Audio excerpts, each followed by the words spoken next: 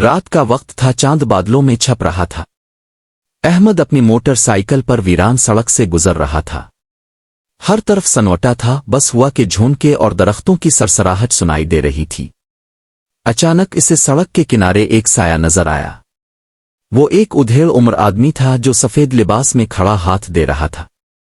احمد نے بریک لگائی اور پوچھا، کہاں جانا ہے بابا؟ بوڑھے نے مدھم آواز میں کہا، بس آگے چھوڑ دو بیٹا۔ احمد نے سر ہلایا اور اسے بٹھا لیا۔ جیسے ہی بائک آگے بڑھی، احمد کو محسوس ہوا کہ بوڑھے کے ہاتھ ٹھنڈے یخ تھے۔ کچھ دیر بعد بوڑھے نے کہا، یہاں روک دو۔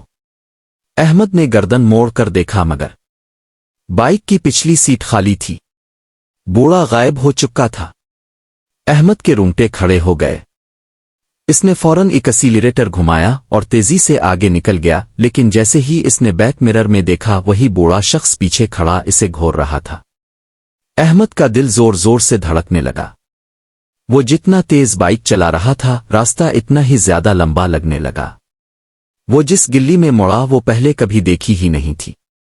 سڑک پر دھند چھائی ہوئی تھی۔ اچانک اسے دور ایک جھونپڑی نظر آئی۔ روشنی دیکھ کر وہ وہاں جا پہنچا اور دروازہ کھٹکھٹایا۔ دروازہ خود بخود کھل گیا۔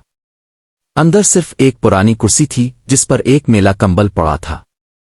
احمد نے ہمت کر کے کمبل ہٹایا اور وہی بوڑھا وہاں بیٹھا مسکرا رہا تھا۔ میں نے کہا تھا نہ، آگے چھوڑ دو، بوڑھے کی آواز گونجی۔ اگلے ہی لمحے احمد چیخ مار کر پیچھے ہٹا، مگر دروازہ بند ہو چکا تھا۔ روشنی بجھ گئی اور کمرے میں مکمل اندھیرا چھا گیا۔